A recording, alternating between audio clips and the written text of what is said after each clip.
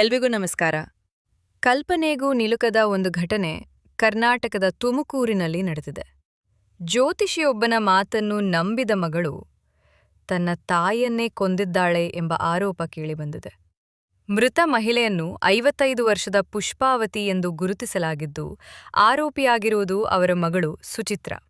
ಸುಮಾರು 1.5 ವರ್ಷದ ಹಿಂದೆ ಸುಚಿತ್ರಾ ಅವರ ತಂದೆ ಮೃತಪಟ್ಟಿದ್ದರು. ನಂತರ ಅವರು ಜ್ಯೋತಿಷಿಯನ್ನು ಭೇಟಿಯಾದಾಗ ತಮ್ಮ ತಂದೆಯ ಸಾವಿಗೆ ತಾಯಿ ಕಪ್ಪು ಮಂತ್ರ ಮಾಡಿದ್ದಾಳೆ ಎಂದು ಜ್ಯೋತಿಷಿ ಹೇಳಿದ್ದಾನೆ ಎನ್ನಲಾಗಿದೆ.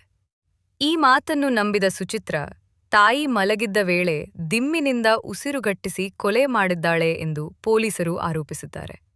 ಘಟನೆಯನ್ನು ಸಹಜ ಸಾವು ಎಂದು ಬಿಂಬಿಸಲು ಅಂತ್ಯಸಂಸ್ಕಾರದ ಸಿದ್ಧತೆಯೂ ನಡೆದಿತ್ತೆಂದು ಹೇಳಲಾಗಿದೆ. ಆದರೆ ಗ್ರಾಮಸ್ಥರಿಗೆ ಅನುಮಾನ ಬಂದ ಹಿನ್ನೆಲೆಯಲ್ಲಿ ಅವರು ಪೊಲೀಸರಿಗೆ ಮಾಹಿತಿ ನೀಡಿದರು.